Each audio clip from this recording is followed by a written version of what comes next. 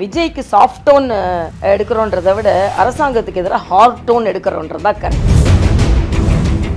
Hindustan Institute of Technology and Science, a hub of innovation, technology and skills. Admissions open now. Apply today. இந்த தீபாவளி திருநாளை ஆரடி ஸ்வீட்ஸுடன் கொண்டாடுங்கள். சென்னை முழுவதும் 63க்கும் மேற்பட்ட கிளைகளுடன். Indigus Photo Durable Exterior Paint with Duro Color Technology. Vijay அவர்கள் ஒரு video வெளியிட்டார். பல்வேறு விமர்சனங்கள் முன்வைக்கப்படுது. அதில் அவர் ஷேவ் பண்ணியிருந்தாரு, அவர் சோகமா இல்லை. 25 பேரை கைது செய்திருக்கீங்க. யாரு? அரசாங்கத்தை எதிர்த்தவங்களை நீங்க கைது செய்யுங்க. அப்ப தொடர்ந்து அவர்கள் கைது செய்யப்படும் பொழுது அவர் சில கருத்தை சொல்லி இருக்கலாம். ஆனா அவர் அதுல வலி இல்ல, வலி இருக்கு.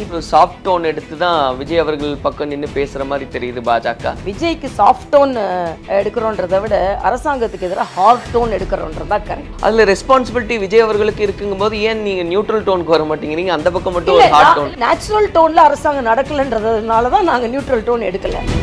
தமிழ்நாட்டுல என்ன பிரச்சனைனா பாஜகவா இருக்கட்டும், அதிமுகவா இருக்கட்டும், விஜயா இருக்கட்டும், ஒரு கூட்டத்திற்கோ ஒரு போராட்டத்திற்கோ அனுமதி கேட்டுட்டோன்னு வச்சுக்கோங்க, அவர்களை கடைசி நிமிஷம் வரைக்கும் பிரச்சனைக்குள்ளாக்கி அப்படிப்பட்ட ஒரு சூழ்நிலை தமிழகத்தில் இருக்கிறது. அது விஜய்க்கு மேல மிக அதிகமாக கட்டுப்பாடு நிகழ்த்தப்பட்டது.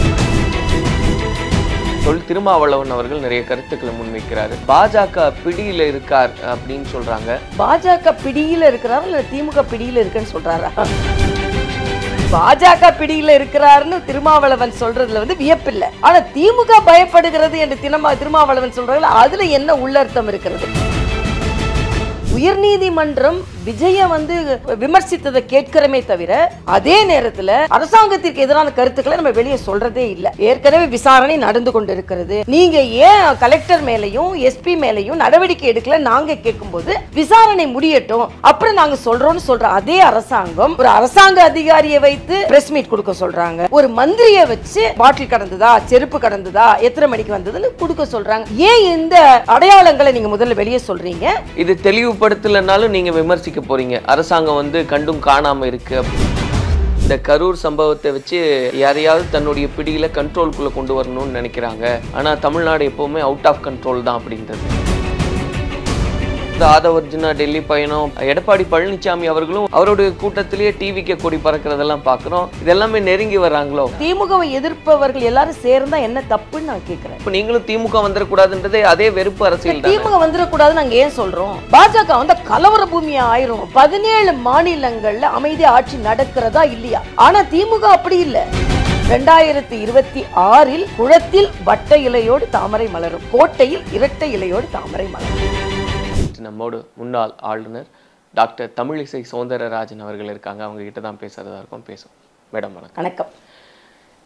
இப்போ இருக்கக்கூடிய இந்த சூழ்நிலை நம்ம பார்க்குறோம். இந்த கரூரில் நிகழ்ந்த பெருந்துயர் அது கடந்தும் கூட நிறைய விஷயங்கள் பேசப்படுது. நேற்று நீதிமன்றம் காட்டமான சில கருத்துக்களை எல்லாம் பதிவு செஞ்சிருந்தாங்க. அது குறித்து உங்களுடைய பார்வை? இல்லை, முதலில் கரூரில் சென்ற போது அங்கே நடந்த சம்பவங்கள் என் மனதை மிகவும் பாதித்தது.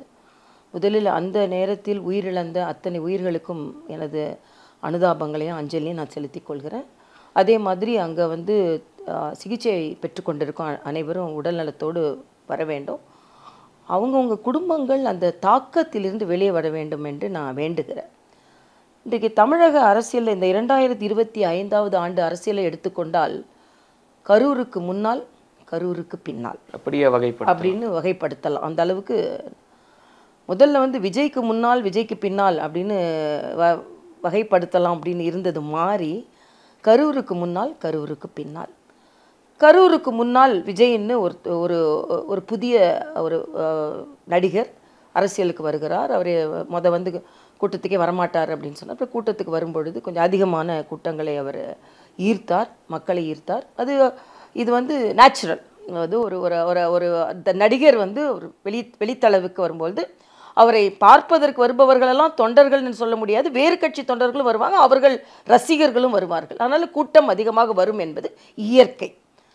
இந்த இயற்கை தன்மையை எப்படி அரசாங்கம் எதிர்கொண்டது என்பது தான் கரூர் சம்பவம் முன்னும் பின்னும்னு நான் சொல்கிறேன். இந்த கரூர் சம்பவத்தில் அரசாங்கம் இந்த உயிரிழப்புகளை தடுத்திருக்கலாம் என்பது எனது அழுத்தமான கருத்து. ஏன்னா நான் அட்மினிஸ்ட்ரேஷனில் இருந்திருக்கேன். ஒரு இடத்துல ஒரு கூட்டம் வருகிறது என்றால் அரசாங்க மிஷினரி எப்படி செயலாற்ற வேண்டும் என்பதை நான் தெரிந்து வைத்திருக்கிறேன். அது செயலாற்றினால் பல பிரச்சனைகளுக்கு தீர்வு இருக்கிறதுன்னு தெரிந்திருக்கிறேன். தமிழ்நாட்டில் என்ன பிரச்சனைனா, முதலில் இருந்தே பாஜகவாக இருக்கட்டும், அதிமுகவாக இருக்கட்டும், விஜயா இருக்கட்டும், ஒரு கூட்டத்திற்கோ ஒரு போராட்டத்திற்கோ ஒரு நிகழ்வுக்கோ அனுமதி கேட்டுட்டோன்னு வச்சுக்கோங்க, அவர்களை கடைசி நிமிஷம் வரைக்கும் அவங்கள வந்து பிரச்சனைக்கு உள்ளாக்கி அவங்கள வந்து ஒரு நிகழ்ச்சியை சரியாக நடத்த விடாத ஒரு மனநிலைக்கு கொண்டு வந்து அப்படிப்பட்ட ஒரு சூழ்நிலை தமிழகத்தில் இருக்கிறது. அதனால தான் இன்னைக்கு வந்து நான் வந்து விஜய்க்கு ஆதரவாக இருக்கிறேன்னா எதிராக இருக்கிறது, ஆட்சியின் நடவடிக்கைக்கு நான் எதிராக இருக்கிறேன். ஏன்னா அதை தடுத்திருக்க முடியும் என்பதில் நான் அழுத்தமான நம்பிக்கை உள்ளவள். அதனால இன்னைக்கு வந்து எதிர்க்கட்சிகள், நான் உதாரணத்திற்கு நாங்கள் ஒரு ஆர்ப்பாட்டத்துக்கு ஒரு அனுமதி கேட்டால் கொடுக்கறதே இல்லை. உடனே நாங்கள் ஆர்ப்பாட்டம் இடத்துக்கு போய் ஒரு வார்த்தை சொல்கிறதுக்குள்ளே கைதாகணும். இது எல்லா இதுக்கும் பொருந்தும். உதாரணத்திற்கு அண்ணா யூனிவர்சிட்டியில் ஒரு பெண் பாதுகாப்புக்காக போராடினா எங்களுக்கு அனுமதி கிடையாது. ஒரு கையெழுத்து வாங்க போனால் அனுமதி கிடையாது. அது மட்டும் இல்லை, ஒரு துப்புரவு தொழிலாளர்களுக்கு நான் போய் ஆதரவாக இருக்கிறேன்னு சொன்னால் என்னை வந்து ஒரு போலீஸ் போய் வீட்டை விட்டு வெளியே போகக்கூடாது. இது என்ன? அப்படி பார்த்தா ஆட்சியாளர்கள் எங்கே வேணாலும் போகலாம், எதிர்க்கட்சியினர் கட்டுப்பாடோடு தான் இருக்கணும் அப்படின்ற ஒரு எண்ணம். அது விஜய்க்கு மேலே மிக அதிகமாக கட்டுப்பாடு நிகழ்த்தப்பட்டது. ஆக அப்படி இருக்கும்போது அவர்கள் புதிய கட்சியை சார்ந்தவர்கள், அதனால் அவங்க சில தடுமாற்றங்கள் நடந்தது உண்மை. ஆனால் அந்த தடமாற்றங்களாக மாறி பல உயிர்களை பலியாங்கினது யாராலையும் ஒத்துக்கொள்ள முடியாது. ஆனால் இதுக்கு விஜய் மட்டுமே காரணம் என்று என்னால் சொல்ல இயலாது. அரசாங்கம் இதுக்கு பொறுப்பேற்க வேண்டும் என்பது நேற்று நீதிமன்றத்தின் கருத்தை வந்து நீதிமன்ற கருத்தை நம்ம யாருமே கருத்து சொல்கிறதுக்கு நமக்கு அதிகாரம் கிடையாது. ஆனாலும் அரசாங்கம் வந்து ஒரு ஃபோக்கஸில் அவரை வந்து ஃபிக்ஸ் பண்ணும்போது இது மட்டுமே தவறு அப்படின்றது அவரும், நான் ஏற்கனவே சொல்லியிருக்கேன், அவர் வந்து மக்களை சந்தித்திருக்கலாம், ஆனால் அதுலேயும் அவருக்கு சில கட்டுப்பாடுகள் இருந்திருக்கலாம். அவர் ஏற்கனவே சொல்கிறார், நான் ஏற்கனவே வெளியே வந்துட்டேன்னு வச்சுக்கோங்க, ஏற்கனவே இருக்கிற பிரச்சனை அதிகமாகிடுச்சுன்னா என்ன பண்ணுறது அப்படின்னு சொல்லிட்டு, ஸோ இதையெல்லாம் ஒரு பேலன்ஸ்டாக தான் நம்ம பார்க்கணும் அப்படின்னு நான் நினைக்கிறேன். குறிப்பாக திருமாவளவன் அவர்கள் நிறைய கருத்துக்களை முன்வைக்கிறாரு. பாஜக பிடியில் இருக்கார் அப்படின்னு சொல்கிறாங்க. அது குறித்து எப்படி பார்க்குறீங்க? பாஜக பிடியில் இருக்கிறாரா இல்லை திமுக பிடியில் இருக்குன்னு சொல்கிறாரா? திராவிட முன்னேற்ற திமுகவே சந்தேகிக்கிறார். அதைத்தான் நான் சொல்கிறேன். பாஜக பிடியில் இருக்கிறாருன்னு திருமாவளவன் சொல்கிறதுல வந்து வியப்பில்லை. ஏன்னா அவங்க எப்பவும் அப்படி தான் சொல்லுவாங்க. ஆனால் திமுக பயப்படுகிறது என்று திருமாவளவன் சொல்கிறாங்களா, அதில் என்ன உள்ளர்த்தம் இருக்கிறது என்று நான் கேட்கிறேன். பாஜக பிடியில் இருக்கிறதுக்கு என்ன காரணம்? நான் எங்களை பொறுத்த மட்டும் எந்த பகுதி மக்கள் பாதிக்கப்பட்டாலும் அநீதி இழைக்கப்பட்டாலும் அவர்கள் கூட நாங்கள் இருப்போம். இந்த இடத்துல விஜயின் தொண்டர்களுக்கு அநீதி இழைக்கப்பட்டிருக்கிறது என்று நாங்கள் நினைக்கிறோம். அதில் வந்து நீங்கள் ஃபுட்டேஜ் வந்து உண்மையிலேயே காலையில் நான் ஒரு கருத்தில் சொல்லியிருந்தேன், ஒரு பேட்டியில் சொல்லியிருந்தேன், கூட்டம் கூடும்பொழுது எல்லாரும் பாதுகாப்பாக இருக்க வேண்டுமே என்ற கவலை எனக்கு இருக்கிறதுன்னு சொல்லியிருந்தேன். அது எல்லாரோட கவலையும் தான். ஆனால் அரசாங்கம் நேற்று உயர்நீதிமன்றம் விஜயை வந்து விமர்சித்ததை கேட்கிறமே தவிர, அதே நேரத்தில் தண்ணி கொடுப்பது அரசாங்கத்தின் கடமை. ஒரு இடத்தில் கூட்டம் கூடினால் அதை அந்த கட்சி தான் பார்த்து கொள்ள வேண்டும் என்று இல்லாமல் அரசாங்கமும் பார்த்து கொள்ள வேண்டும். இதுல வந்து ரெஸ்பான்சிபிலிட்டின்றது ஆர்கனைஸ் பண்றவங்களுக்கு இருக்கு இல்ல இருக்கு. ஆனா அதுக்காக ரெஸ்பான்சிபிலிட்டி அரசாங்கத்துக்கு இல்லவே இல்லைன்னு இருக்கக்கூடாதுன்னு சொல்லியிருக்காங்க. கோர்ட்டே சொல்லியிருக்கு. என்ன சொல்லியிருக்காங்க? தண்ணி கொடுப்பது அந்த கூட்டத்தினர் கடமை தான், நம்ம இருந்திருக்க கூடாது, அரசாங்கத்திற்கும் அதில் பொறுப்பு இருக்கிறதுன்னு நீதிபதி சொல்லியிருக்காங்க. நாம என்ன பிரச்சனைனா, நீதிமன்றத்தில் சில கருத்துக்களை நாம் எடுத்துக்கொள்கின்ற அதே நேரத்தில் அரசாங்கத்திற்கு எதிரான கருத்துக்களை நம்ம வெளியே சொல்றதே இல்லை. அது மட்டும் இல்லை, செந்தில் பாலாஜியே சொல்றாரு, அங்கே ஒரு தண்ணி பாட்டில் கூட கிடக்கல அப்படின்னா, அப்போ நீங்கள் அரசாங்கத்தில் இவ்வளோ பேர் கூடுற இடத்துல ஒரு தண்ணிக்கு ஏற்பாடு செய்யாதது நீங்களே ஒத்துக்கொள்கிறீர்களா? நிச்சயமாக இப்போ நாங்களாம் எங்கள் கட்சியிலேருந்து ஒரு பையிலே போட்டு கொடுப்போம் எல்லாருக்கும் தண்ணி வேணும் அப்படின்னு. கொடுக்கலன்ற பட்சத்தில் கொடுத்துருக்க வேண்டும். ஆனால் தண்ணி பாட்டிலே கிடக்கலன்றது பெரிய எவிடன்ஸை கிரியேட் பண்ணுற மாதிரி சொல்கிறாரு.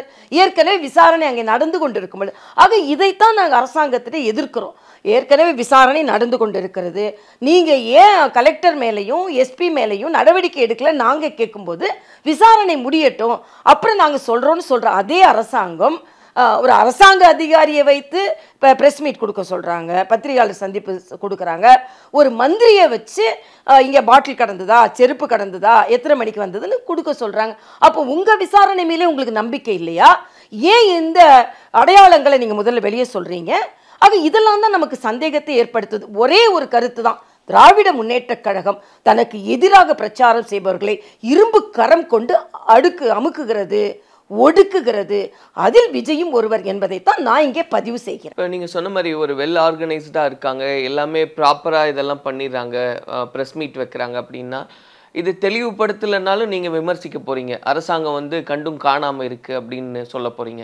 அப்போது எல்லாத்தையும் மக்கள் வந்து ஒரு கொதிநிலைக்கு வந்துடக்கூடாதுன்றனால எல்லாத்தையும் தெளிவுபடுத்துகிறாங்க. இது இப்படி தான் நடந்தது, ஈவன் பிபிடி போட்டு அதை எக்ஸ்பிளைன் பண்ணுறாங்க, மக்களுக்கு ஒரு கிளாரிட்டி கிடைக்கட்டும்னு. அது தவறுன்றீங்களா? இல்லை, அது அரசாங்க அதிகாரி சொல்லணுமா? அந்த துறை சாராத அரசாங்க அதிகாரி சொல்லணுமா? அப்போ நீ அரசாங்க அதிகாரி சொன்னதுக்கப்புறம் செந்தில் பாலாஜியோட இதில் என்ன கிளாரிஃபிகேஷன் உங்களுக்கு கிடைச்சது? அவர் வந்து அரசியல தானே பேசி கொண்டு இருக்காரு. அவரை நிறைய பேர் பிளேம் பண்ணாங்க இல்லையா மேம்? அவரு தான் இதுக்கு பின்னாடி இருக்காருன்னு ஒரு விஷயத்தை கிரியேட் பண்ணும்போது அப்புறம் அவர் ரெஸ்பான்சிபிலிட்டி எடுத்து தான் ஆகணும். ஆனா அதை எப்படி அவங்க சொல்றாங்கன்றது, அப்ப ஏன் விசாரணை கமிஷன் போடுறீங்க? அரசாங்கத்திற்கு இருக்கின்ற கடமை வேறு, எதிர்க்கட்சிகளுக்கு இருக்கின்ற கடமை வேறு. விஜய் வந்து நிச்சயமா பாதுகாத்திருக்க வேண்டும் என்பது கருத்து. ஆனா அரசாங்கம் கட்டாயம் பாதுகாத்திருக்க வேண்டும் என்பது கடமை.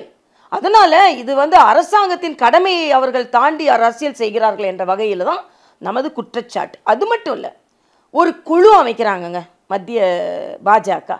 அந்த குழுவில் உங்களுக்கு என்னங்க பிரச்சனை? செந்தில் பாலாஜி நீங்கள் அங்கே குழு அமைச்சிங்களா, இங்கே குழு அமைச்சிங்களா? நீங்கள் கள்ளக்குறிச்சி போனீங்களா?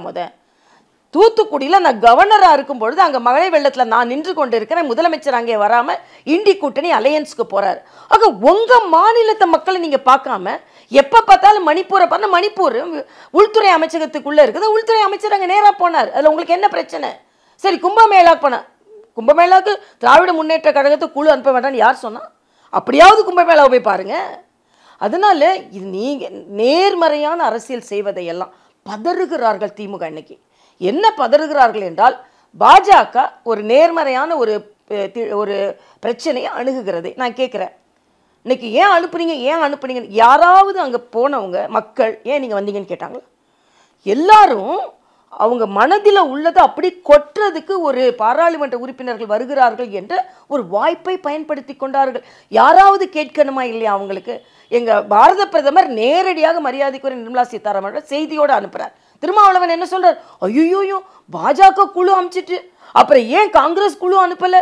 அப்போ திமுக மேலே உங்களுக்கு நம்பிக்கை இல்லையா? காங்கிரஸ் குழு அனுப்பணும்னு நீங்கள் நினைக்கிறீங்களா? ஆக இப்போ பிரச்சனை என்னன்னா, கரூருக்கு பின்னால் இதில் வந்து கரூருக்கு பின்னால் திராவிட முன்னேற்ற கழகத்தை சார்ந்த கூட்டணி கட்சிகளை குழம்பி போயிருக்கிறார்கள். திராவிட முன்னேற்ற கழகத்தின் மீது நம்பிக்கையின்மையை அவர்கள் வெளிப்படுத்துகிறார்கள், திருமாவளவன், காங்கிரஸ் உட்பட. ஆக இதுதான் நடந்து கொண்டு இருக்கிறது. நமக்கு என்னன்னா, இறந்த உயிர்களுக்கு நியாயம் கிடைக்கணும். அவர்களுக்கு ஒரு 16 பேர் அதில் வந்து பட்டியலின மக்கள். நேற்று வந்து பட்டியலின ஆணையத்தோட தலைவர் வந்து எனக்கு பட்டியலின மக்களுக்கு உடனே அந்த நிதி உதவியை கொடுப்பாங்க. ஆனால் ஏன் அந்த மக்கள் பலியானார்கள்? 3 வயது குழந்தை ஏன் பலியாகுது? இதில் இவ்வளவுதான் கட்டுக்கடங்காமல் போகிறது என்றால் அது காவல்துறை என்ன நடவடிக்கைன்னா எடுத்துக்கலாம். நான் உதாரணம் சொல்கிறேன். நேற்று முன்தினம் விஜயதசமி ஒரு 47 RSS சுயம் சேவகர்கள் போய் அமைதியாக ஷாகா பண்ணியிருக்காங்க. அவங்களே 50 போலீஸார் சுற்றி வளைத்து கைது செய்திருக்கிறார்கள். அப்போ நான் என்ன சொல்கிறேன், உங்கள் கவனம் எல்லாமே மக்களை பாதுகாப்பது என்பதை மாறி எதிர்க்கட்சியை சார்ந்தவர்கள் எந்த விதத்திலும் தடம் பதித்து விடக்கூடாது, தேசியம் எந்த வகையிலும் தமிழகத்தில் தடம் பதித்து விடக்கூடாது என்ற எண்ணம் தான் உங்கள் மனதில் அதிகமாக இருக்கிறதே தவிர மக்களை பாதுகாக்கின்ற எண்ணம் உங்களிடம் இல்லை என்பதை வானூர்திக்கு சாகச நிகழ்ச்சியில கூட நீங்கள் மக்களை பாதுகாக்கலை, 5 பேர் இறந்து போனாங்க. ஆக முற்றிலுமாக கிரவுட் மேனேஜ்மெண்ட் தமிழ்நாட்டில் தோல்வி அடைந்திருக்கிறது என்பதை நான் வெளிப்படையாக குற்றம் சாட்டுகிறேன். இப்போ உண்மை கண்டறியும் குழு திரு அண்ணாமலை அவர்களும் பொதுமக்கள் மத்தியில் அதை டிரான்ஸ்லேட் பண்ணுறாரு. அந்த சமயத்தில் கத்தியெல்லாம் வச்சுருந்தாங்க அப்படின்னு ஒரு பேச்சு வருது. அது மக்கள் மத்தியிலையும் போய் செய்தி வாயிலாக சென்றடையுது. இது குறித்து கேட்கும்போது அதுக்கான ஆதாரம் உண்டா அப்படின்றது கேட்குறாங்க. அப்போ இதெல்லாமே வந்து திட்டமிடப்படுகிறதா? இப்படி தான் ஒரு பிரச்சாரத்தை முன்னெடுக்கணும் அப்படின்னு சொல்லி இல்லை, திட்டமிடுகிறதுன்னு நான் என்ன கேட்குறேன், மக்களை சந்திச்சாங்கல்ல, பொய்யா சரியா அப்படின்னு கேட்குறதுக்கு யார்கிட்ட போய் கேட்பாங்க? கலெக்டர்கிட்ட போய் கேட்பாங்க, எஸ்பிகிட்ட போய் கேட்பாங்க. இந்த 8 பேர் குழு கலெக்டர்கிட்ட அப்பாயின்மெண்ட் கேட்டிருக்காங்க, எஸ்பிகிட்ட அப்பாயின்மெண்ட் கேட்டிருக்காங்க. அவங்க சரின்னு சொல்லியிருக்காங்க. அப்புறம் ஏன் மறுத்தாங்க? அவங்க மறுக்கலைன்னா நேராக போய் கேட்டிருக்கலாம், இதெல்லாம் சரியா பொய்யா, இங்கே இது மாதிரி ரத்த காயத்தோடு யாராவது வந்தாங்களா, கத்தி காயத்தோடு யாராவது வந்தாங்களான்னு சொல்லியிருப்பாங்க. ஏன் மறுக்கிறீங்க? ஒரு பாராளுமன்ற குழுக்களுக்கு ஒரு கலெக்டரை பார்க்கறதுக்கு உரிமை இல்லையா இருக்கா? சரின்னு சொல்லிட்டு அப்போ எதையாவது மறைக்கணும்னு தானே நீங்கள் நினைக்கிறீங்க, எதையும் வெளிக்கொணர வேண்டாம் தானே நினைக்கிறீங்க. இதையெல்லாம் தான் நாங்கள் சந்தேகம் எழுப்புகிறோம். அரசாங்கம் பேட்டி அளிக்கக்கூடிய நிலையில் இருக்கிற அரசாங்கம், ஒரு அரசு அதிகாரி பத்திரிகையாளர் முன்னால் உட்கார்ந்து பேட்டி அளிக்கிறார். நான் ஒரு அரசு அதிகாரி ஒரு 8 பாராளுமன்ற உறுப்பினர்களை சந்திக்க மறுக்கிறார் என்றால் அதில் வந்தவங்களாம் ஒன்றும் சாதாரண உறுப்பினர்களை, நான் உண்மையிலேயே மரியாதைக்குரிய நட்டா அவர்களை பாராட்டுகிறேன். ஏன்னா அதில் வந்தவங்க எல்லாமே மக்களுக்கு அறிமுகமானவர்கள். அதில் ஒருத்தவங்க வந்து மகளிர் ஆணைய தலைவியாக இருந்தவங்க, ஒருத்தர் இளைஞர் ஆணைய தலைவராக இருந்தவங்க, பட்டியலினத்தை சார்ந்தவர்கள். ஆக பொதுவாக அவங்க பார்த்து அனுப்பி மக்கள் நீங்கள் பார்த்தீங்கன்னா யாராவது சொல்கிறதுக்கு தயங்குனாங்களா? நம்மகிட்ட உண்மை கேட்கறதுக்கு ஒரு குழு வந்திருக்கா. இப்போ அண்ணன் ஸ்டாலினுக்கு என்ன பதற்றம்னா, பாஜக ஏதாவது ஒரு வகையில் மக்கள் மீது நம்பிக்கை வைத்து மக்கள் அவங்க மீது பாசம் செலுத்தி விட போறார்களே, நாம் வேஷம் கலந்து விடுமேன்ற பதட்டம் தான் அவங்ககிட்ட அதிகமாக தெரியல. அப்படி இல்லை, அவர் நேற்று பேசும்போது சொல்கிறாரு, இந்த கரூர் சம்பவத்தை வச்சு யாரையாவது தன்னுடைய பிடியில் கண்ட்ரோல்குள்ளே கொண்டு வரணும்னு நினைக்கிறாங்க, ஆனால் தமிழ்நாடு எப்போவுமே அவுட் ஆஃப் கண்ட்ரோல் தான் அப்படின்றது. அவர் கண்ட்ரோல் இல்லாமல் பேசினார். அவுட் ஆஃப் கண்ட்ரோல்னு சொல்கிறத விட அவர் கண்ட்ரோல் இல்லாமல் பேசினார். அவர் பேசுனதுல ஏதாவது உண்மை இருக்குது, அதில் 1, 2 என்னால் சொல்ல முடியும். உதாரணத்திற்கு கச்சத்தீவை தாரவாத்திங்க மீனவர்கள் பரிதவிக்கிறார்கள்னு நான் கேட்குறேன். 18லேருந்து 20 ஆண்டுகள் மத்தியில் ஆட்சியில் இருந்தாங்க, 5 அமைச்சர்கள் அவர்களோட மத்தியில் இருந்தாங்க. கச்சத்தீவை பற்றி என்றாவது ஒரு நாள் பாராளுமன்றத்தில் பேசுனீங்களா? என்றாவது ஒரு நாள் ஆட்சியில் நீங்கள் இருக்கும்பொழுது கச்சத்தீவை மீட்டு எடுத்துருப்போன்னு பேசுனீங்களா? அப்போ நீங்கள் அப்போ பேசலான்னு என்ன அர்த்தம்? அப்போ இப்போ சொல்கிறீங்க, கொடுத்தது யாரு? சர்க்காரியா கமிஷன்லேருந்து நீங்கள் ஊழல்லேருந்து தப்பிக்கிறதுக்கு பதிலாக ஒரு பரிசு கொடுக்கப்பட்டதா கச்சத்தீவு. ஆக செய்கிறதெல்லாம் நான் செஞ்சுட்டு, ஆனால் வந்து நீங்கள் செய்யலைன்னா இப்படி பின் பாயிண்ட் பண்ண முடியும். அதே மாதிரி ராமநாதபுரத்தில் நின்று பேசுகிறார், அட்டை போல் உறிஞ்சி கொண்டு இருக்கிறார்கள், நிதியே கொடுக்கல. எந்த ராமநாதபுரத்தில் நின்று கொண்டு 4000 கோடி ரூபாயில் அங்கே மருத்துவக் கல்லூரி அமைக்கப்பட்டிருக்கல, 2750 கோடி மத்திய அரசின் நிதி. மரியாதைக்குரிய அப்துல் கலாம் அவர்களின் நினைவாலயம் இருக்கிறது, 50 கோடி ரூபாயில் மத்திய அரசு கட்டியது. 600 கோடி ரூபாயில் பாம்பன் பாலத்தை திறக்க வந்திருந்தார்கள், அப்போ நீங்கள் போய் வரவேற்க கூட போகலை. 4000 கோடி ரூபாயில் கட்டப்படுகின்ற எய்ம்ஸோட கல்வி அங்கே தான் நடந்துக்கிட்டு இருக்கு. மேலோட்டமாக பார்த்தாலே ஒரு 10,000 கோடிக்கு என்னால் கணக்கு சொல்ல முடியும். எதை வைத்து ஒரே இது கேட்கிறேன். இதே ராமநாதபுரத்துக்கு யூபி அரசாங்கத்தோட இருக்கும்போது எவ்வளோ நிதி கொடுத்தீங்க? எத்தனை விமான நிலையங்கள் விரிவுபடுத்தப்பட்டது? எத்தனை போர்ட் விரிவுபடுத்தப்பட்டது? எல்லாமே. தூத்துக்குடிக்குள்ள இன்னைக்கு நீங்கள் விஸ்டார்ட் கொண்டு வரீங்க. ஏன் கொண்டு வரீங்க? அங்கே உலகத்தரம் வாய்ந்த விமான நிலையம் இருக்குன்றதுக்காக அவன் ஒத்துக்கிறான். அதனால் இது இவ்வளோ விரிவாக்கம் இல்லைன்றீங்களா? திருச்சியிலேருந்து மரியாதைக்குரிய பாரத பிரதமர் விமான நிலையத்தை விரிவாக்கின அப்புறம் சாமானிய மக்கள் வேலைக்காக துபாய் போன்ற இடங்களுக்கு இலகுவாக செல்கிறார்கள் என்று கணக்கெடுப்பு சொல்லுது. அப்போ இதெல்லாம் நடக்கலைன்றீங்களா? அப்போ இதெல்லாம் நீங்கள் யூபிஏ அரசாங்கம் நடந்து கொண்டிருந்த போது தமிழகத்திற்கு எவ்வளவு முதலீடு செஞ்சீங்க, எவ்வளவு முன்னேற்றத்தை கொண்டு வந்தீர்கள் நான் கேட்குறோம். அதுக்கு முதல் பதில் அது சொல்லாமல் எப்போ பார்த்தாலும் இது நடந்து நாங்கள் தான் கணக்கோடு சொல்கிறோமே. இதை முதலமைச்சர் பதில் சொல்லிட்டு, முதலமைச்சர் ரொம்ப பதற்றத்தில் இருக்கார். நேற்று பேசுறதுல நேற்றுலேருந்து இல்லை, கரூர் சம்பவத்துக்கு முன்னால் இருந்தே பாஜக காலூன்றக்கூடாது. நான் வளரணும்னு சொல்லலாம், இன்னொரு கட்சி வளரக்கூடாதுன்னு உங்கள் கொள்கை இருந்ததுன்னா இன்னொரு கட்சி வளர்ந்து கொண்டு தான் போகும். ஆரம்பத்தில் கேட்கணும்னு நினச்சேன் மேடம். இப்போ நீங்கள் இந்த விஜய் அவர்கள் ஒரு வீடியோ வெளியிட்டார், அந்த நிகழ்வுக்கு பிறகு 2 தினம் கழித்து தான் அந்த வீடியோ. அது குறித்து உங்களுடைய பார்வை என்ன? பல்வேறு விமர்சனங்கள் முன்வைக்கப்படுது. அதில் அவர் ஷேவ் பண்ணியிருந்தார், அவர் சோகமாக இல்லை, டோன் வந்து லோவாக இருக்குது அப்படின்னு. இல்லை, ஏதாவது எல்லாத்துக்குமே சர்டிஃபிகேட் கொடுக்கறதுக்கு நான் இல்லை. ஆனால் ஏன் அந்த வீடியோ போட்டாருன்னா நான் நினைக்கிறது, ஏன்னா ஒரு அரசியல்வாதியாக நான் நினைக்கிறது, இன்றைய காலகட்டத்தில் வெளியே வந்தால் சில பிரச்சனைகள் வரலான்றது சொல்கிறது உண்மை. அரசாங்கம் பாதுகாப்பு கொடுப்பாங்களான்னு இல்லை, அதையே அவங்க வந்து ஒரு அரசியல் ரீதியாக பயன்படுத்தி கொள்வார்களா என்ற எண்ணம் எல்லாருக்குமே இருக்கும். காலையிலிருந்து அவர்கள் தொண்டர்கள் கைது செய்யப்படுகிறார்கள். ஏற்கனவே சொன்ன மாதிரி விசாரணை முடிவு வெளியே வர்றதுக்கு முன்னாலேயே அவங்க தொண்டர்கள் கைது செய்யப்படுகிறார்கள். சோஷியல் மீடியாவில் விஜய்க்கு எதிராகவும் பதிவு இருக்குது, அரசாங்கத்துக்கு எதிராகவும் பதிவு இருக்குது.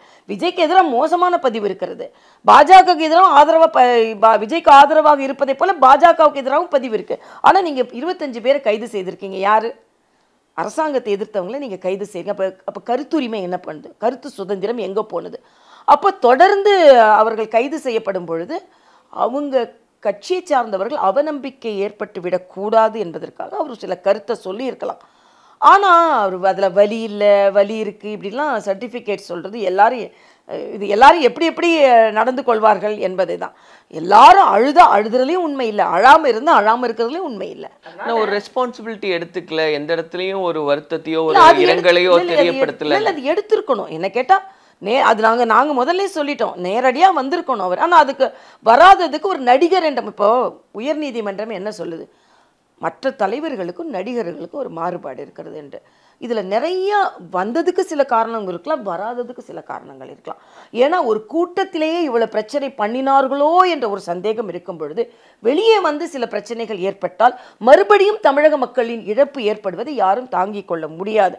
அதனால் கொஞ்ச காலம் விடுபட்டு இருப்பது என்பது அரசியலில் வந்து நடக்காதது ஒன்றும் இல்லை.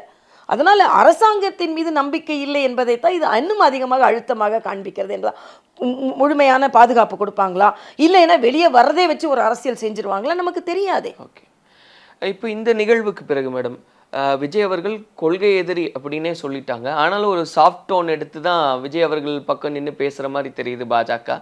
இன்னொரு பக்கம் அதிமுக எடப்பாடி பழனிசாமி அவர்களும் அதாவது நடந்த நிகழ்வை ஒட்டி பேசுகிறாரு.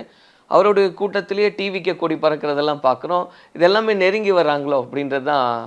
இல்லை, இதில் வந்து நாங்கள் விஜய்க்கு சாஃப்ட் டோன் எடுக்கிறோன்றதை விட அரசாங்கத்துக்கு எதிராக ஹார்ட் டோன் எடுக்கிறோன்றது தான் கரெக்ட். ஏன்னா வந்து யாருக்கு அநீதி இழைக்கப்பட்டாலும் அவர்களோட நாம் நிற்கணும் அப்படின்றது தான்.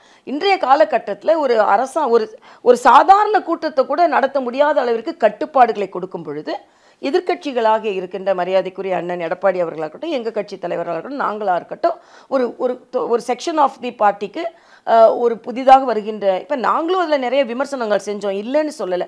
ஆனால் அவர்களின் வெளியே வருவது நான் ஏற்கனவே சொல்லியிருக்கேன். அவர் இவ்வளோ நாள் அரசியலில் இல்லை, வந்தால் அது நமக்கு வந்து தேவையா இல்லையான்றது ரெண்டாவது. நிறைய பேர் அரசியலுக்கு வரணும், ஆனால் ஒரு குடும்பம் மட்டுமே ஆட்சி செய்யணும். இன்னைக்கு விஜய் வந்து அனுபவம் இருக்கா இல்லையான்னு சொன்னால் விஜய் வந்து உள்ளே போயிட்டாங்கன்னு சொல்கிற அதே பத்திரிகையோ அதே சமூகமோ உதயநிதி வந்தார், பார்த்தாரு, திருப்பி எங்கே போனார்? துபாய் போனார். விஜய் வந்து மக்கள் பிரதிநிதி இல்லை. விஜய்க்கு வந்து அவர்கள் தொண்டர்களிடம் உரிமை இருக்கிறது, கடமை இருக்கிறது. ஆனால் அதை விட அதிக கடமை ஆட்சியில் இருக்கின்ற துணை முதலமைச்சருக்கு இருக்கிறதா இல்லையா? அங்கே நின்று எவ்வளவு ட்ரீட்மெண்ட் எடுக்குது, போஸ்ட்மார்ட்டம் நடந்ததா இல்லையா, மக்கள் பாதுகாப்பாக இருக்காங்க, நின்று பார்த்துருக்கணுமா இல்லையா துணை முதலமைச்சர் அவர்கள்? ஆக நான் வந்து வருவேன், ஃபோட்டோக்கு போஸ் கொடுப்பேன், நான் துபாய்க்கு போயிட்டேன், அதை கேள்வி கேட்கறது யார்? அப்போ என்னென்ன நாங்கள் எதை எதிர்க்கிறோன்னா ஒரு குடும்பம் மட்டுமே ஆட்சி செய்யணும், ஒரு கட்சி மட்டுமே பலமாக இருக்கணும், அதை தாண்டி யாரும் வந்துடக்கூடாது அப்படின்ற உங்கள் மனநிலையை யார் எதிர்த்தாலும் அவர்களோடு நாங்கள் நிற்போம். அதில் விஜய் உங்களை எதிர்க்கிறார், அதில் நாங்கள் அவரோடு நிற்கிறோம் என்று எடுத்துக்கொள்ளலாமே தவிர மறுபடியும் நான் திருப்பி சொன்னேன், விஜய் வந்து திமுகவோட எதிர்ப்பை அதிகரிக்கணுமே தவிர பாஜகவை எதிர்ப்பதற்கு காரணமே இல்லை. ஏன்னா இன்னைக்கு இப்போ நடக்க வேண்டியது சட்டமன்ற தொகுதி, சட்டமன்ற தேர்தல். சட்டமன்றத்தில் யார் ஆட்சியில் இருக்கிறார்களோ அவர்கள் சேர்ந்துடலாம் இல்லை. அரசாங்கத்தை திமுகவை எதிர்ப்பவர்கள் அனைவரும் உறுதியாக நின்று உதிரியாக இல்லாமல் இருந்தால் இன்னும் அதிக பலம் கிடைக்கும் அரசாங்கத்தை எதிர்ப்பதில் என்பதில் எனது கருத்து. இப்போ நீங்கள் சொன்ன மாதிரி விஜய் அவர்கள் நடத்தின கூட்டம் அதில் வந்து அரசாங்கம் பாதுகாப்பு கொடுத்துருக்கணும், அதனால ஹார்ட் டோன் எடுக்கிறோம் அப்படின்றீங்க. அதில் ரெஸ்பான்சிபிலிட்டி விஜய் அவர்களுக்கு இருக்குங்கும் போது ஏன் நீங்கள் நியூட்ரல் டோனுக்கு வர மாட்டேங்கிறீங்க? அந்த பக்கம் மட்டும் இல்லை நியூட்ரல் டோன் எடுக்கலாம். ஆனால் வந்து நேச்சுரல் டோனில் அரசாங்கம் நடக்கலைன்றதுனால தான் நாங்கள் நியூட்ரல் டோன் எடுக்கலை. ஏன்னா நியூட்ரல் டோன் எடுத்துட்டோம்னா இப்போ விஜய் மீது தப்புனா அரசாங்கம் அதில் குளிர் காஞ்சிருவாங்க. நாங்கள் எங்களோட தீவிரமான எதிர்ப்பை அரசாங்கத்திட்ட காண்பிக்கிறதுக்கான, ஏன்னா நாங்கள் அங்கே மக்களை பார்த்தோம், மக்களோட பரிதவிப்பை பார்த்தோம். முதல் நாளே அடுத்த நாளே நாம் கேட்ட உடனே விடிகாலம் 5 மணி ஃப்ளைட்டில் நாங்கள் போனது மட்டும் இல்லாமல் அங்கே சில போஸ்ட்மார்ட்டத்துக்கு அவங்க கூட உதவி செஞ்சோம், சில ட்ரீட்மெண்ட்டுக்கு உதவி செஞ்சோம். அதே மாதிரி அடுத்த நாள் மரியாதைக்குரிய நிர்மலா சீதாராமன் அவர்கள் பிரதமரின் செய்தியை நேரடியாக கொண்டு வருகிறார்கள். பிரதமரின் உதவித்தொகை அவங்க வங்கி கணக்கில் செலுத்தப்படுகிறது. இன்றைக்கி பட்டியலின சகோதரர்கள் குடும்பம் பாதிக்கப்படக்கூடாது. ஆக ஒரு இடத்துல மக்கள் பாதிக்கப்படும் பொழுது இதுதான் பாஜகவின் நிலைப்பாடு. ஆனால் பாஜக நிலைப்பாடு எடுத்தாலே மற்றவர்களை எச்சரிப்பதற்கும் அடக்குவதற்கும், ஆனால் நாங்கள் செய்கிறதெல்லாம் மக்களுக்கு என்பதை ஒத்துக்கொள்ள முடியாது. நாங்கள் பாஜக மக்களோடு நிற்கிறோம் என்பதை வெளிப்படுத்துவதற்காக எங்களது நடவடிக்கை. இப்போ நிதியமைச்சர் அவர்களே வந்து பார்க்குறாங்க, ஆனால் இது எல்லாமே வந்து ஒரு கம்பைன்டு ஒரு அலைன்ஸ்க்காக தான் அப்படின்றதெல்லாம் பேசுகிறாங்க இல்லையா மேடம்? ஏன்னா டே ஒன்லேருந்து ஈவன் நயினார் நாகேந்திரன் அவர்கள் பொறுப்புக்கு வந்ததுலேருந்து விஜய் அவர்கள் வரட்டும் அப்படின்றது தான் இன்னைக்கு வரைக்கும் பேசுகிறாங்க. அப்படிங்கும்போது அதுக்கான இடத்தை நோக்கி தான் எல்லாமே போகிறாங்க அப்படின்றது தானே இது ஒரு கணக்காக சொல்கிறாங்க. இந்த சம்பவத்தை தாண்டி கூட திமுகவை எதிர்ப்பவர்கள் எல்லாரும் சேர்ந்தா என்ன தப்புன்னு நான் கேட்குறேன். நாங்கள் வந்து இவங்க கூட கூட்டணி வைக்கிறோமா இல்லையான்றலாம் ரெண்டாவது. திமுகவை எதிர்ப்பவர்கள் எல்லாரும், ஏன்னா இன்னைக்கு காலகட்டத்தில் மக்கள் அதிகமாக பாதிக்கப்பட்டு இருக்கிறார்கள். முதலமைச்சர் எவ்வளவுதான் ஓங்கி ஓங்கி ஓங்கி பேசினாலும் ஆணவ கொலைகள் நடந்து கொண்டு தான் இருக்கிறது. இன்னைக்கு வேங்கை வயல்கள் நடந்து கொண்டு தான் இருக்கிறது. பட்டியலின மக்கள் நலம் சார்ந்த தண்ணி குடிக்கிறாங்களோ இல்லையோ மலம் சார்ந்த தண்ணீர் குடிக்க கட்டாயப்படுத்தப்படுகிறார்கள். இன்னும் அவங்களுக்கு நியாயம் கிடைக்கல. கொலை கொள்ளைகள், காங்கிரஸுக்கு வெட்கமே இல்லைங்க. அவங்களோட சொந்த மாவட்ட தலைவர் கொலையுண்டு திருநெல்வேலியில் 3 வருஷம் ஆக போகுது. என்ன யாருன்னு கண்டுபிடிக்கல. அது ஒரு வார்த்தை கேட்குறாங்களா இல்லையா? ஆக கூட்டணி கட்சிகள்லாம் இவ்வளோ அடிமையாக இருக்கும்பொழுது எதிர்க்கட்சியான பாரதிய ஜனதா கட்சி இன்னும் அதிக குரலை ஓங்கி ஒலிக்கத்தான் செய்ய வேண்டி இருக்கிறது. அதனால மக்கள் பாதிக்கப்படுவதிலிருந்து நாங்களை மீட்கப்படும் பொழுது எங்களுக்கு சில கடமைகள் இருக்கிறது. அந்த திராவிட முன்னேற்ற கழகத்தை நீக்குவதற்கான கடமையில் எவ்வளவு தீவிரமாக செயலாற்ற முடியுமோ அந்த தீவிரத்தை நாங்கள் காண்பிப்போம். அதில் என்னென்ன முயற்சிகள் செய்ய முடியுமோ அந்த முயற்சிகளை நாங்கள் செய்வோம். இப்போ இன்கேஸ் என்ன வெளியிருந்து பேசும்போது ஆதவர்ஜுனா டெல்லி பயணம் அப்படின்றதெல்லாம் பேசுகிறாங்க. திருமாவளவன் அவர்கள் கேட்குறாரு விஜய் மேலே ஏன் பேர் இல்லை, எஃப்ஐஆரில் சேர்க்கல அப்படின்னு. இந்த கணக்குகள்லாம் பார்க்கும்போது கடைசியில் எல்லாம் ஒன்று சேர்ந்துருவாங்க அப்படின்றது தான் வந்து ஒன்று சேர்ந்தா என்னங்க பிரச்சனை? இல்லை மேடம், அது பிரச்சனை இல்லைன்றதை தாண்டி கூட இப்போ நீங்கள் சொன்ன மாதிரி பாஜக வந்துடக்கூடாதுன்னு ஒரு வெறுப்பு அரசியல தான் திமுக செய்யுதுன்னு, இப்போ நீங்களும் திமுக வந்துடக்கூடாதுன்றதே அதே வெறுப்பு அரசியல். திமுக வந்துடக்கூடாதுன்னு நாங்கள் ஏன் சொல்கிறோம்? பாஜக வந்துடக்கூடாதுன்னு ஏன் சொல்கிறாங்க? பாஜக 17 மாநிலங்களில் ஆட்சி செய்யுதுங்க. பாஜக வந்து கலவர பூமியா ஆயிரும் அப்படின்னு திருமாவளவன் சொல்றார். 17 மாநிலங்களில் அமைதியாக ஆட்சி நடக்கிறதா இல்லையா? நீங்க ஆட்சி செய்யும் பொழுது என்னென்ன பிரச்சனைகள் இருக்கிறது என்பதை இந்த மாநிலத்தில் பார்த்து கொண்டு தானே இருக்கிறோம். ஆக நாங்கள் டபுள் இன்ஜின் கவர்மெண்ட் எங்களால் கொடுக்க முடியும், நல்லதே நாங்கள் கொடுக்க முடியும். இப்போ ஆந்திர பிரதேஷ் பார்த்தீங்கன்னா ஒரு கூட்டணி ஆட்சி வந்த உடனேயே எவ்வளவு நல்லது அந்த மக்களுக்கு செய்ய முடிகிறது. ஆக இந்த நாட்டு மக்களுக்கு நல்லது செய்யறதுக்கு நாங்கள் வரணும்னு நினைக்கிறோம். ஆனால் திமுக அப்படி இல்லை. பாஜக என்ற ஒரு கட்சியை இங்கே ஊன்றக்கூடாதுன்னு சொல்லும்போது டெமோக்ரஸியில் ஜனநாயகத்தில் அப்படி எப்படி சொல்ல முடியும்? பதிவு செய்யப்பட்ட எல்லா கட்சிகளுக்கும் உரிமை இருக்கிறது. பதிவு செய்யப்பட்ட எல்லா கட்சி, இப்போ நாங்கள் என்ன வேற்றுமையை கொண்டு வந்துட்டோம்? நீங்கள் வேற்றுமை பேசுகிறவங்க கூட நாங்கள் வேற்றுமை பேசுகிறதில்ல. நாங்கள் வந்து இஸ்லாமியர்கள் ஆதரவாக தான் பேசுகிறோம், கிறிஸ்தவர்களுக்கு ஆதரவாக தான் பேசுகிறோம். நாங்கள் வந்து கிறிஸ்துமஸ் வாழ்த்து சொல்கிறோம், ரம்ஜான் வாழ்த்து சொல்கிறோம். ஆனால் முதலமைச்சர் ஏன் இந்து மத விழாக்களுக்கு வாழ்த்து சொல்ல மறுக்கிறார்? அப்போ வேற்றுமையை ஏற்படுத்துவது யார்? நாங்கள் என்னைக்காவது நாங்கள் வந்து கிறிஸ்தவ மத பிரார்த்தனையோ இஸ்லாமிய பிரார்த்தனையோ சொல்லுவோம். ஆனால் சனாதன தர்மம் என்ற இந்து மக்களின் நம்பிக்கை ஏன் பேசுகிறீங்க? இதே அப்பாவு அவர்கள் கிறிஸ்தவ மக்களால் தான் இந்த ஆட்சியை நடந்ததுன்னு சொன்னால் நாங்கள் இந்து மக்களால் தான் ஆட்சியை நடந்து நாங்கள் எங்கேயான்னு பேசியிருக்கோமா? அப்போ வேற்றுமையை விதைத்து கொண்டிருப்பது நீங்கள். ஆக அதற்கு நாங்கள் பதில் சொல்லியே ஆக வேண்டும். அதனால நாங்கள் திராவிட முன்னேற்ற கழகம் வரக்கூடாதுன்னு நினைக்கிறது ஏதோ கொள்கையின் அடிப்படையில் மட்டுமல்ல, மக்களின் நலன் சார்ந்த அடிப்படையிலும் கூட. ஆனால் நீங்கள் என்ன சொல்கிறீங்க? பாஜக 17 மாநிலத்தில் ஆளலையா? மத்தியில் ஆட்சி செய்யலையா? அப்போ நல்லாட்சி செய்து கொண்டிருக்கின்ற பாஜக இங்கே வந்த கலவரம் வந்துவிடும் நீங்கள் சொல்வதை நாங்கள் மறுத்து அதே நல்லாட்சி எங்களால் இங்கே கொடுக்க முடியும் என்பதற்கு நாங்கள் பலமாக முயற்சி செய்வோம். 2026 நான் ஏற்கனவே சொன்ன மாதிரி குளத்தில் வட்ட இலையோடு தாமரை மலரும், கோட்டையில் இரட்டை இலையோடு தாமரை மலரும். நிறைவா மேடம், இப்போ விஜய் அவர்களுடைய அந்த அரசியல் வாழ்க்கையிலேயே இது ஒரு முற்றுப்புள்ளியாக இருக்குமோ அப்படின்லாம் பேசப்பட்டுச்சு. இன்னும் அழுத்தமாக எங்களுடைய நகர்வை நாங்கள் தொடருவோம் அப்படின்றத அவர் சொல்லியிருக்காரு. உங்களுடைய பார்வையில் இது எப்படி இருக்க போகுது, இல்லை அவருக்கு எப்படி இருக்கணும்னு நீங்கள் சொல்ல? ரெண்டு விதம். விஜய்க்கும் சில அறிவுரைகளை சொல்லக்கூடிய தகுதி எனக்கு இருக்குன்னு நினைக்கிறேன். ஏன்னா நானும் ஒரு மாநில தலைவராக இருந்து ஒரு மூத்த அரசியல்வாதி தான். இன்னும் வந்து அதிகமாக திட்டமிடணும், ஒரு நிகழ்வை வந்து அதிகமாக திட்டமிடணும். காவல்துறையிட்ட தொடர்ந்து கண்காணித்து போய் காவல்துறை என்ன சொல்கிறாங்கன்னா அவங்க வந்து கைகளை கழுவி விடுகிறார்கள். ஆனால் தொடர்ந்து எங்கள் கூட்டம் இப்படி வரும், நீங்கள் என்ன ஏற்பாடு, காவல்துறையை வந்து தொடர்ந்து அவங்களும் வந்து கண்காணித்துட்டு இருக்கிறது, கோரிக்கை வைக்கிறது.